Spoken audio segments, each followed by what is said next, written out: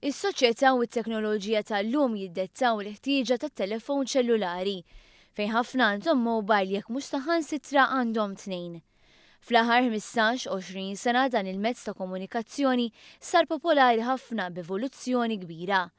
Fejn minn mobiles illum inħarsu lura lejhom u nsejħulhom gwardarobba jew briksa qed immorru għal disin aktar modern.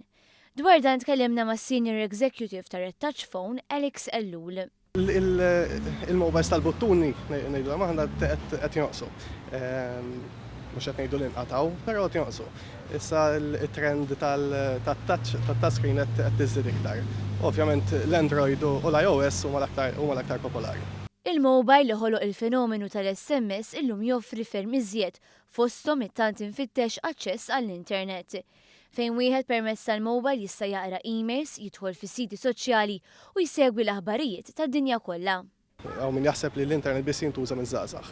Mhux biss, forsi qed issibu aktar l-uża żgħażagħ l-internet jużaw iktar żgħażagħ, però nies avanzati fl-età jużawh ukoll. Dik it-trend qed tiżdied ukoll. L-iżviluppi fil-mobile waslu sabiex tikber id-domanda fis-servizzi offruti. Għaldaqstant Alex Ellul spjega kif Red Touch Phone kull ġimgħa ser iżżur lokalità differenti sabiex tkun eqreb tal-konsumatur bl-ewwel lokalità tkun raħal ġdid.